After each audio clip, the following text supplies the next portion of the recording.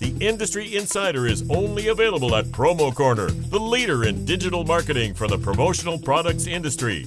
Each Monday, they discuss, dissect, and debate a single issue impacting the world of promotional marketing from every industry perspective. Now, it's time for Promo Corner's Industry Insider. Welcome to another edition of the Industry Insider, your promotional products podcast where you can get all the nerdy news you need to know about. My name is Jeff Franklin, National Accounts Manager with Headwear USA, and I'm joined today by three other lovely folks. But this wonderful broadcast is going to be brought to you today by Tervis, our good friends over at Tervis. They've been around for quite a while, and they started back 75 years ago. They're actually celebrating 75 years of business, which is awesome. But in line with today's conversation, talking about sustainability, look, they've got the hashtag Take Your Tervis. It's another way that they use social media to promote sustainability. They actually partnered with Four Oceans for a beach cleanup on Siesta Key. According to Four Oceans, which does the cleanups year round and across the world, this was their largest turnout with 1,343 registered participants.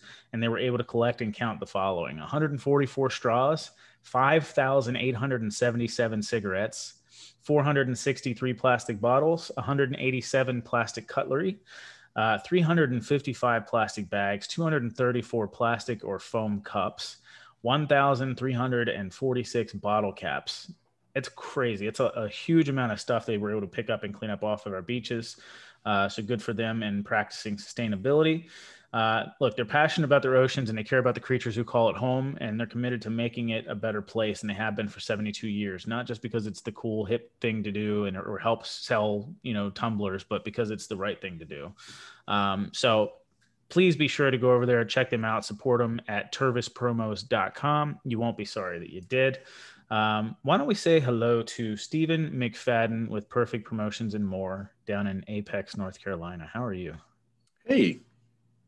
You're saying hey, or is that? The question "How are you?" typically wants an answer, but it's. I guess that's true. Erber, It wasn't that rhetorical. I'm good. I'm all right. Yeah, I'm wondering if we should just leave this part of the podcast out because it is kind of the same answer every week, isn't it? Yeah. Well, not really. Usually, I got something to. Let's kick it. I'm going to kick it to Meg then, because she's got something to say. Meg, you're glowing today. I don't even Tell us, how great are you feeling? I still feel like Arnold Schwarzenegger, which is crazy because it's a week later and I'm still like, but whatever. Nothing wrong with it. Steven over there, he's like got one arm. Apparently he's like, I got an infection. Oh, can't do my TikTok videos. Oh, yeah, Meg, where was the TikTok dance this week? No TikTok dancing. Meg's legs couldn't do another week of that. No. Uh-oh. You guys already told me that I should have taken one more take, so I wasn't trying to. It's true. That was mean, Jeff. I can't believe you said that. It's true. All right. Anyhow, we're also joined today by Glencora Twig. Glencora, how are you doing? I'm great. Thanks for having me today, Jeff. Yeah, absolutely. We're excited to talk about sustainability and all things sustainable products. But before we do that, it's sort of commonplace for us around here to give our special guests a good 3 to 4 minutes to introduce themselves, tell us how they got started in the promotional products industry, and sort of what you've been up to since. Sure. 3 to 4 minutes. What a runway. Yeah. I love long format. It's not like 3 to 4 characters. So let's see, who am I? I spent 20 years, of my career in sustainable fashion and product development. So I've been with Fairware promotional products for about 4 years now. Currently actually on maternity leave. Wonderfully, in Canada, we get up to 18 months to be home with our little ones. I decided to milk that, and I will be returning to Fairware full-time in the fall. And sort of in the interim, we've been staying in touch and trying to figure out our way through this madness and, the pandemic and everything. But let's see, before I joined Fairware, I was an entrepreneur. So I owned a store and a fashion line here in Vancouver on one of our sort of like main strips, Main Street. And we were called Twig and Hottie Boutique and We Three Designs. And we represented Canadian local sustainable fashion. Also fashion from other places in the world as long as it's sustainable. And then we built our own brand from all sustainable materials. So that's really where I earned my chops. I learned on the go. I don't have a degree in sustainability. My background is psychology and then fashion design. I'm currently pursuing my MBA part-time, just to put a cherry on the top. And then we were closing up the businesses. We had just sort of decided that we'd gotten to the end of the road, that our learning curve was over and wanted to move on as a team. And that's when I found Fairware. So I fell into this industry. I actually didn't even know that this industry existed. As a designer, I always think of, starting from scratch. So, the whole decorating onto pre-made products was really new to me. But it was great when I joined the team at Fairware, because I had such strong product knowledge and how things were made. So I could really explain that out to my clients and why they could and couldn't do the things that they wanted to do. And then I just learned a ton about all the different ways that we can decorate and how sustainability comes alive in the decoration as well. So I feel like I've sort of fleshed out the full, designer skill set in terms of sustainable knowledge through that. Sure. Yeah.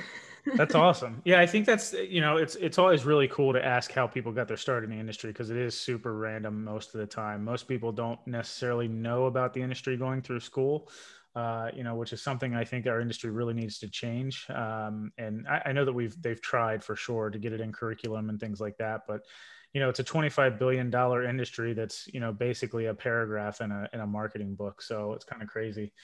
Yeah, and just on the note of curriculum, I teach on the side in the fashion degree programs and the marketing streams, and I have put it in my curriculums for that very reason. Industry, for all of our fashion marketing grads out there, it's such a wonderful place for them to play. So yeah. That's really cool. Good for you. All right. Well, we are talking sustainability today, and obviously, whether or not it's a trend or a staple. And so ultimately, it's been around for a little while, but it's becoming more and more popular. Is this something that's got staying power? Is this, is it a trend, or is it going to stick around for forever? Like how important is sustainability?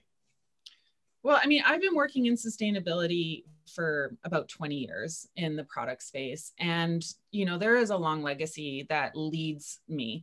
Sustainability was a conversation that started in the 60s, really in the 70s. And so is it here to stay? Well, it's never really gone away. It's sort of like this little spiral that started really small in terms of the people that cared about it. And now the spiral is growing. And each time it revolves around and it grows and it gets bigger, and more people get an understanding of why sustainability is important and grapple with the issues and struggle with how to apply it in their lives and in their businesses. And it's not a one shoe fits all scenario. It's not an end game. It's not like this one thing that you do and then it's over. It's an iterative design process of, getting to know what sustainability is and building the programs and figuring out how it applies to you and your organization. So I personally think it's really important. I understand the people who don't see it as important, that see it as contrary to capitalism or growth or business. I have a different story. I believe that, with our unique promises that we make as businesses, there's a space for this conversation and this type of product. And I think it's a growing space. So if people care about making money, this is a place I think that they can. Not that you should do it for the making money business, but sometimes that's the metric that people need. Welcome to another. That's my fault this time. See, this new API with the Facebook is really screwing me up. I can't read comments. I can't log on. And I think I screwed up the share this week because, So anyhow, it'll be on Promo Corner, but I don't think it's going to be live on Promo Corner. It'll be live on Facebook, but it's live on my page. And for whatever reason, I can't get it to switch back over to Promo Corner. So. All right. We'll figure it out. No worries. Yeah. No worries. It'll be there eventually. Well, Glencora, I know you and I in the past, we've been on a couple, one, but it felt like it was a long time because we did so much back and forth with it. But we did a webinar together about a month or so ago, and it was on selling sustainability and was promo cares and promo kitchen. And I feel like it's really important to mention that everybody is in a different point in their journey when it comes to sustainability.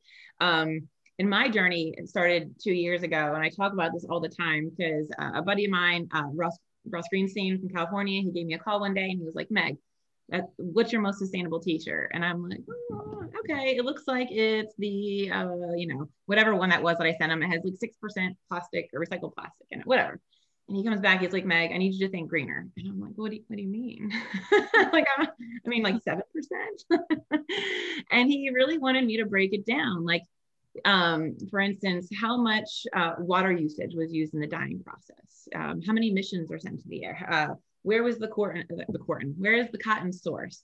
So there's a bunch of different things that go into making a sustainable or eco-friendly t-shirt, not just necessarily the fabrication or what is in the fabrication. So then sent me on this journey, and then everything since then has kind of revolved around that conversation.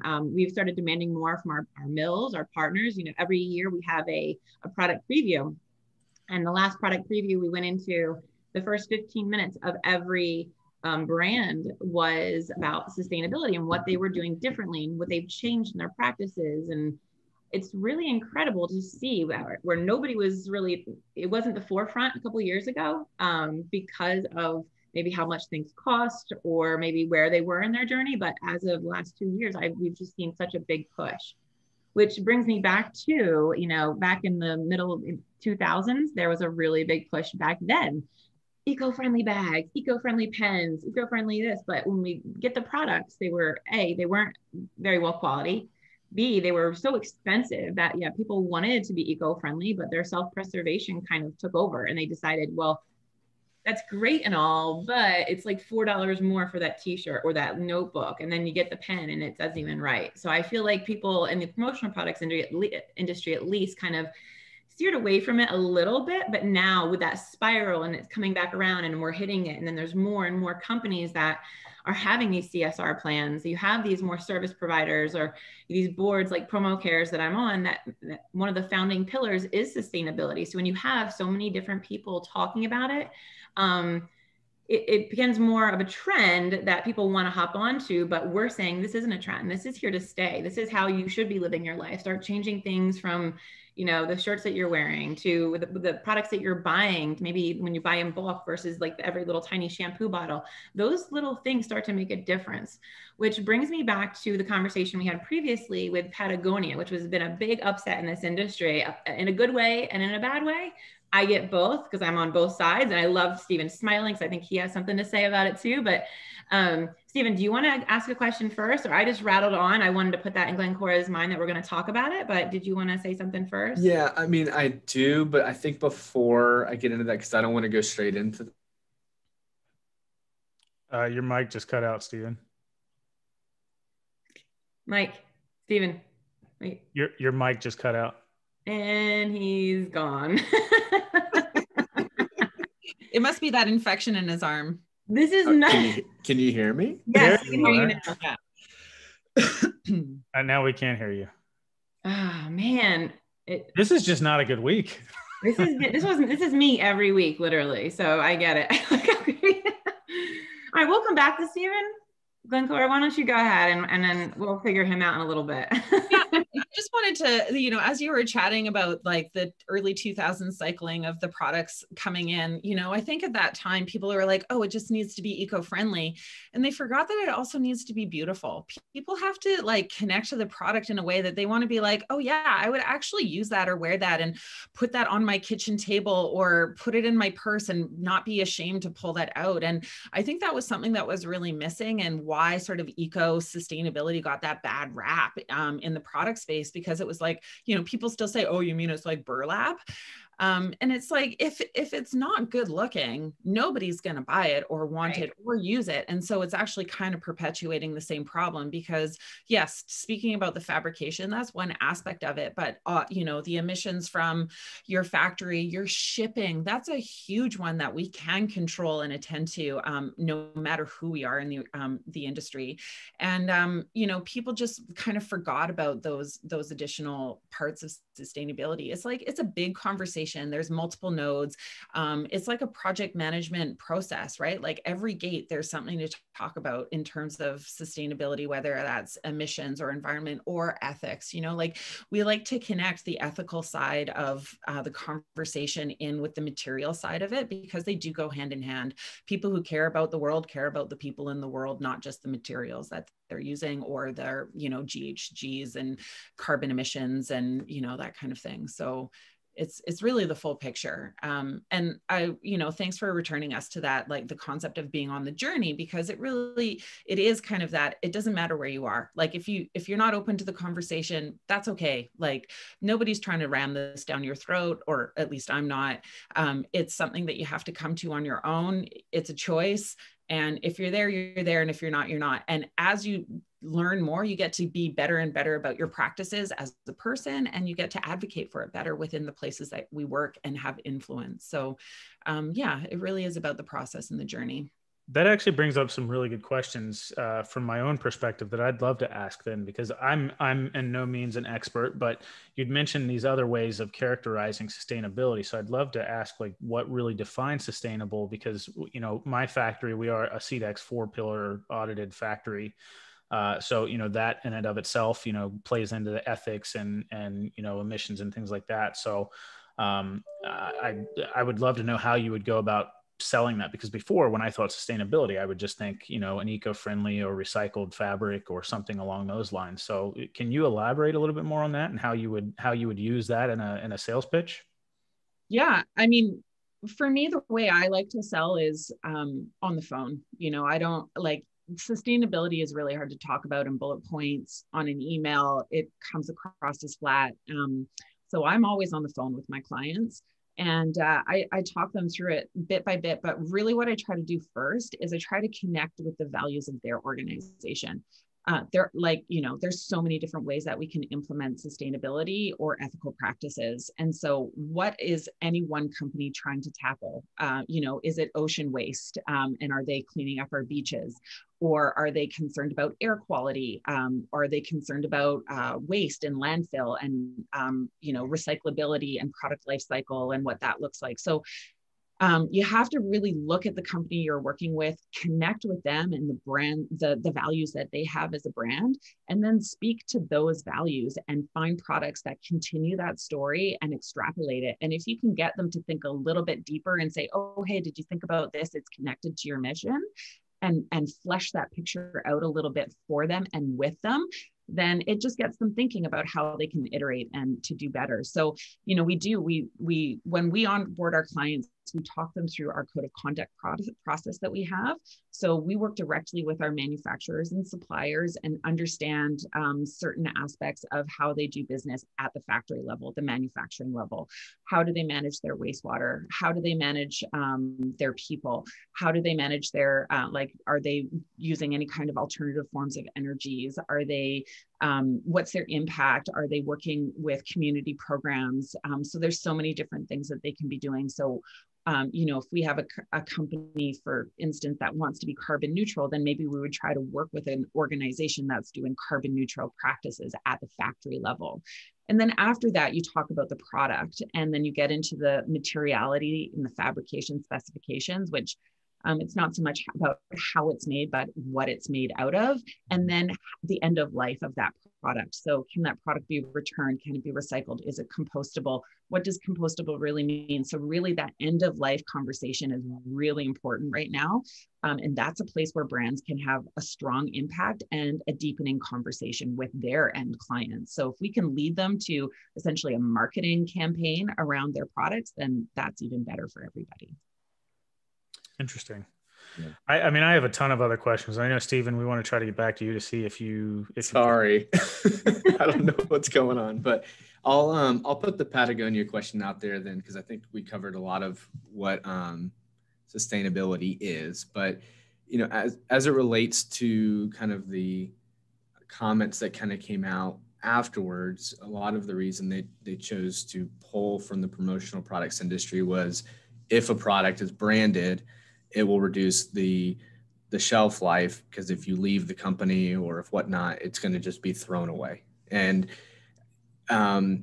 I think that raises just a bigger picture of like, where does that stop then? Where does that argument stop, right? Because if adding brands to products inevitably reduces their longevity, should all products just be blank then, right? Like there's still a value to adding decoration to pieces, as we know. And I think everyone has talked about the shirt they still own from a past company or a past event. So I don't necessarily buy that argument. Like I think a lot of distributors would push back and say that basically flies in the face of a lot of good research that shows that pieces still get worn and still have value with logos on them. So I'm not saying I'm taking a don't use an eco-friendly piece perspective, because I think that's an option. I just don't know if I buy the reason. So, and I think that's a fair question, just to say like, where does it go? I think, let me just step in really quickly on that. So something that Ashley corrected me on our last podcast is I talk about what the ROI is at the end of the day. You know, sure. Do you want to buy a cheap t-shirt and throw a bunch of shit at the wall and see what sticks? Or do you want to spend a little bit more money up front and build out a nicer piece, right? Or put the logo on it. But then she corrected me and said, it's not about ROI. It's about a return on emotion.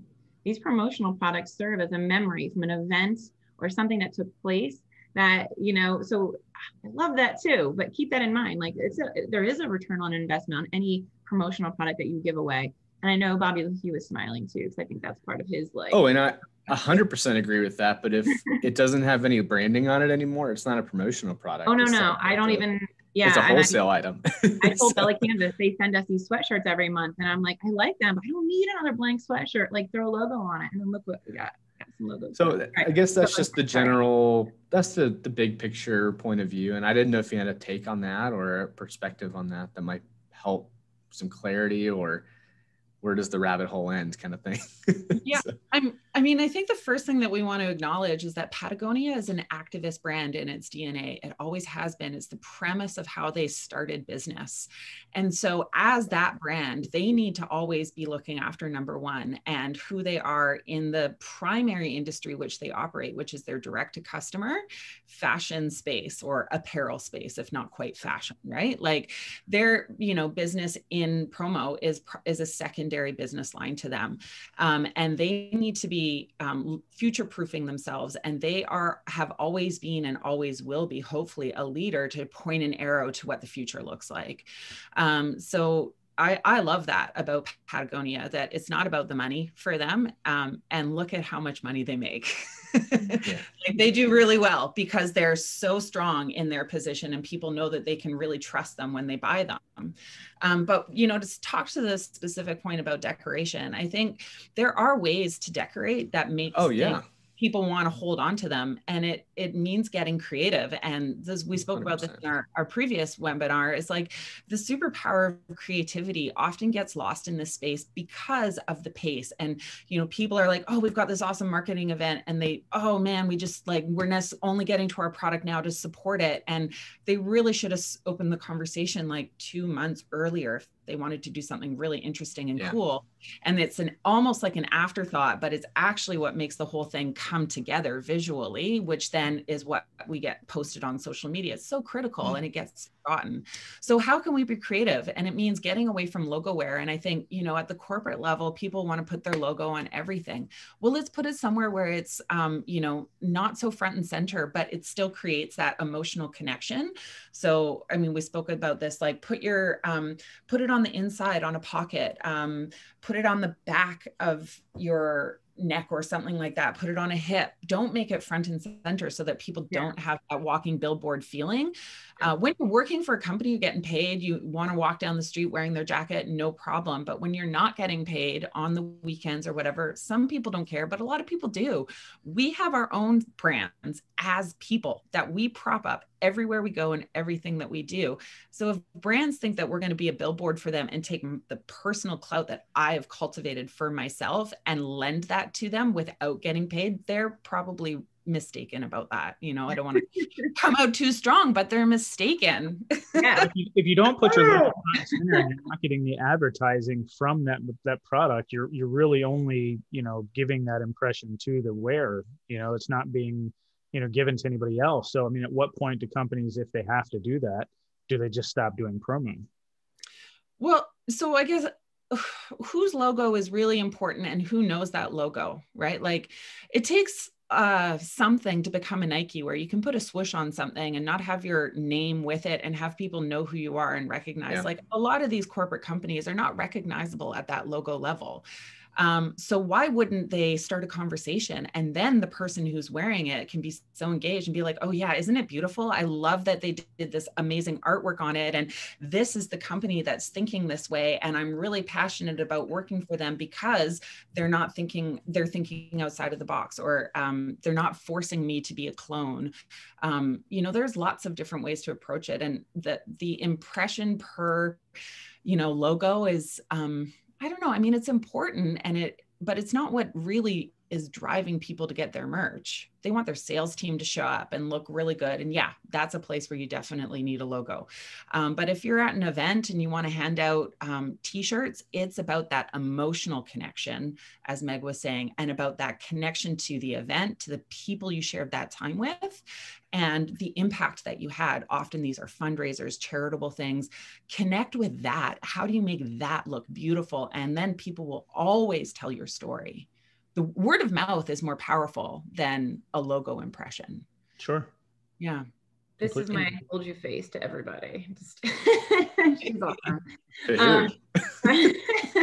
One thing that I love, Glencora, that you started to say, but I wanted to touch more on it, is that you did these jackets for somebody, and you printed a message on the inside of the jacket. And can you talk to that and why you did it, and why the company decided to do that? And I love the idea, and I thought it was really special. Well, I can't claim it. It was a vendor that brought that idea to me. And pardon me being on maternity leave, a year away from my seat. I can't remember who the vendor was. I wish I could prop them right now. But yeah, they put the mission statement for the organization. Mission statements are really important, and they should be a guiding light for everybody who works for the company. And they put that on the inside of the jacket. So every time that person put the jacket on, they reconnected to the mission that they're on when they're at work. And that's important. We all want to go to work every day and feel like we're making a difference, or at least that we feel connected to the work that we're doing, right? I think gone are the days that people just show up and cash a paycheck. And that just, of course, paychecks are important, and sometimes that's why we go to work. Don't get me wrong, I get it. But it is important to acknowledge that people are looking for more in their jobs too, especially with the younger generations that are coming up. There's no disconnecting them from their personal life and their professional life. So by making it hidden and making it secret, it allowed the company to have that impression without that person feeling like they were over the top. Like you couldn't put that on like the back of a jacket or something like that. That would just be overkill, right?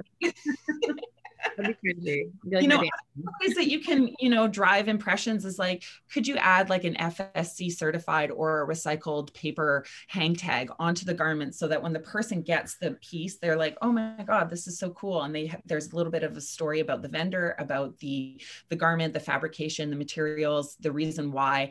And then they have that story to tell, and it's not necessarily all over the garment. We also know that decorating is expensive, right? In screen printing, it's a plastics-based ink. It's not the most environmentally friendly. Water-based is better if we can get there. It's a little bit more expensive. It's not as versatile. Doesn't adhere to everything. It shows through. But, there's ways that you can, get your logo and your message out there without it being logo wear. I personally like water-based inks better than plastisol ink. Awesome. Especially on a t-shirt. It feels much better. Softer. Cool. Yeah. All right. Well, do you guys have any other questions on sustainability? I'm sure, Glencora, obviously you're very well versed, and the 20 years tenure that you have doing it certainly shows. I would love to ask you another 50 questions, but I know we're going to be cut on time. So do you guys have any other important topics or questions you'd like to bring up before we, Well, I will post, I have some resources from our previous podcast and webinar that we did. I will post those resources under this once this goes live, or wherever this is now or whenever, I'll post them there. Her boss, Denise, had actually sent over a bunch of stuff prior to as well, which were great resources. And I think it's just be aware that there's always a good time to start. Like I said before, everyone's in a different part of their journey. You could do things as simple as just reusing your boxes when you're on a manufacturing, when you're on So S&S, we don't manufacture our own goods, so we have to rely on our partners. So what we can do was we implemented a giving back program. We have the solar panels, we have the water refilling stations, we have the recycling stations. And I talk about Bella Canvas all the time, where they have this one trash can in their entire warehouse or their dining cutting center, and they kind of shame you if you use it. You know, all of their scraps, they go to dog beds and pillow stuffing. So everybody can do something a little bit different. Like Glencora said, it could be just giving back or doing something to help the community, you know. So if you aren't doing it now and you would like more info on how to, definitely check out promocares.org. That's also a great resource, but we'll post some more after this is all finished. Yeah, and I'd just like to say too, like sustainability can be a bit intimidating. Like there's a lot of people who push back against it just because it feels too much. It's hard. It's hard, or like, I don't understand it. And like, my dad's gonna get mad at me because he, you know, doesn't believe in it or something, right? Like, so just start small and find somebody to guide you and hold your hand. There's lots of nice people out here who advocate for this stuff in a nice way. Absolutely. Now, Meg, I know before the show you typically give the spiel. Did we cover rapid fire, or do we want to skip this week? Glencora, are you comfortable with just coming up with a rapid fire question on the spot for us? We won't make you go first. I can try. Okay. All right. I think we should do Steven first, since his computer's not working today. Well, his mic's going to go out on us again conveniently. See, he's mouthing right now. Lying. Is your mic really not working? Oh shit, he actually is froze again. Okay. He's doing the Meg Erber freeze frame. Yeah. Oh, there he is. Favorite animal. There we go. What's your favorite animal? I'll go first. I mean, we never really had one, but I would say the manatee is so special, so freaking special. They come right up to you and they trust you, and they're just these big animals that look dangerous, but they're not. They don't. Decals, very nice. Yeah, they are. Yeah. Oh God. I don't know. I mean, I could answer this very simply and just say dogs, because that's, you know, who doesn't love a dog? But I don't know, man. I'm gonna go with dog because there's too many other animals that I like to narrow them down. What kind of dog, though? Specific. That's a whole nother question. You know, I think Steven only gets one question. So yeah, that was it. Glencora, yours can be what's your favorite type of dog? Oh, well, I'm more of a cat person than a dog person. But my favorite animal is definitely a mermaid. A mermaid? Isn't it a human? That is actually what they think the manatees were, or something. There's like some correlation between them. What's your favorite? Totally. Yeah. My favorite animal is the unicorn. I changed my answer. There you go. Right? It's the unicorn. I'm gonna go with polar bear. Cool. Very cool. All right. You want to go, Jeff? No, go ahead. All right. What's your most favorite sustainable promotional product? Damn you, Megan. Drinkware. All right, I'll go first. What you guys think? I'll go first. What you guys think? So, go ahead. Drinkware. I like paper straws, Meg. Okay. Why? All right. So anybody that doesn't know, my blood pressure just. Me and Meg love paper straws. Why? Like, okay, so anyway, and then break, and then you can't suck through them. Is that why you like them? Well, no, we love the taste of. You know when you're having like a Tootsie Roll or something, like a Tootsie Roll Pop or something like that, and then you get towards the end and you're like, there's flakes of paper coming off in your mouth. I mean, I love having a nice adult beverage with that coming up into my mouth as well. It's really good. It's like pulp, you know. It adds. But I like flavor. Yeah. So I would have to go with the Adidas products that we have been going with lately. I was gonna say my Atlantis Headwear, but we have another Headwear person on here, so I will be respectful of his niche. But so yeah, all the Adidas stuff. I know. Not very respectful. She did. You're shameless, Meg. You really are. I am so shameless. I'm so shameless. Hashtag right now, everything that we she wears in her hype videos, and you're just super shameless. All right. Hey, it's all, gotta wear both hats. Stephen, what's your favorite? Drinkware still. Oh, you said, oh, my bad. You're right. It's okay. Glencora, did you? I don't think you did. Yeah, no, I didn't. This one's a hard one for me, so thanks for that. But I'm going to go with Royal Apparel 100% organic t-shirts that they put out. They're my favorite. They're well made. There's even a high content of American grown organic cotton in there. I don't think it's 100% anymore because the supply is a bit low. But yeah, they are an amazing company. I love working with them. Very good. All right. So my question then, in lines with sustainability, what is the biggest thing that ends up in the brand fill? Like, what's the thing that needs to change the most in our industry? Was it really plastic straws? Probably tech products would be my guess. Tech products. Okay. Wait, is there an actual answer that we know, or are we guessing? I don't think I've ever used in your opinion. And anyone has given me. I mean, Glencora is going to tell us the truth. Like, I'm sure whatever she says is what's going to be needed to change. Because, I mean, she's the boss. She's kind of like the boss. Quantity wise, my guess would be plastic bottles. But I don't. Yep. Anyway, so I mean, back to you, like, on tech products though, like there's a lot of people don't want to use the tech products that are given away in this space because like they don't know if the quality is good enough to plug into their computers, and so there might be like glitches and that kind of thing, and they often don't put enough storage on them because to buy the 2 gigs is really cheap, but then you can't put very much on things. I mean, the really good tech products, they're pretty expensive, so they're, you know, you have to align them appropriately with the right campaign. I don't know. And then there's like composites, right? So there's plastics, there's metals, there's little bits and bobs, all that's very technical information, bits and bobs inside.